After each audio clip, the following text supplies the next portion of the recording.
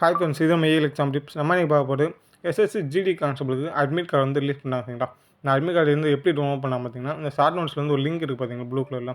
அந்த லிங்கை கிளிக் பண்ணிங்கன்னா டேரெக்டாக உங்களுக்கு வந்து டவுன்லோட் பேஜ் போயிடும். சரிங்களா, டவுன்லோட் பேஜுக்கு போயிட்டு நான் சொல்கிற மாதிரி ஸ்டெப் பை ஸ்டெப் பண்ணுங்கள். சரிங்களா,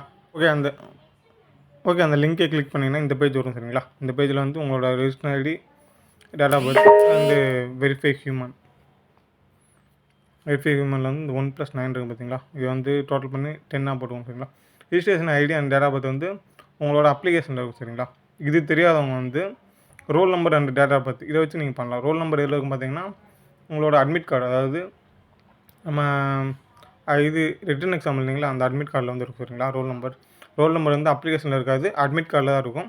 அட்மிட் கார்டு எந்த அட்மிட் கார்டு பார்த்தீங்கன்னா ரிட்டன் எக்ஸாமோட அட்மிட் கார்டு. சரிங்களா, அதில் roll number and date of birth, அப்புறம் அந்த வெரிஃபை ஹியூமனில் வந்து 1+9 10 போட்டுவோம். சரிங்களா, அப்படி இந்த ரெண்டுமே தெரியாதவங்க என்ன பண்ணணும்னா, நேமில் வந்து உங்களோட நேம் போடுவாங்க, ஃபாதர்ஸ் நேமில் உங்களோட அப்பா பேர் போடுவாங்க, டேட் ஆஃப் பர்த்தை போட்டு இந்த வெரிஃபை ஹியூமனில் 1+9 போட்டு 10. ஓகேவா, இதை போட்டு சர்ச் பண்ணுங்கள். இந்த மெத்தடில் வந்து நீங்கள் வந்து ஹால் டிக்கெட் வந்து டவுன்லோட் பண்ணலாம்.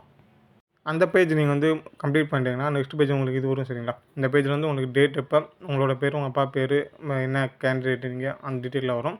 இது முடித்தோடனே கீழே வந்து பார்த்தீங்கன்னா click here to print your admit card இருக்குது பார்த்தீங்களா, அதை கிளிக் பண்ணிங்கன்னா உங்களோட அட்மிட் கார்டு வந்துடும். அதை வந்து அடுத்து நீங்கள் என்ன பண்ணணும் பார்த்தீங்கன்னா, சைடில் 3 பட்டன் இருக்குது பார்த்தீங்கன்னா, அது இதுமாதிரி டாட் மாதிரி இருக்குது பார்த்தீங்களா, அதை கிளிக் பண்ணிங்கன்னா கீழே வந்து ஷேர்ன்ற ஒரு ஆப்ஷன் இருக்கும். அதில் போய் பிரிண்ட் கொடுத்தீங்கன்னா நீங்கள் டவுன்லோட் பண்ணிக்கலாம். சரிங்களா, பிடிஎஃபாக டவுன்லோட் பண்ணிக்கலாம். பிடிஎஃப் டவுன்லோட் பண்ணிட்டு நீங்கள் வந்து பிரிண்ட் பண்ணிக்கலாம். சரிங்களா.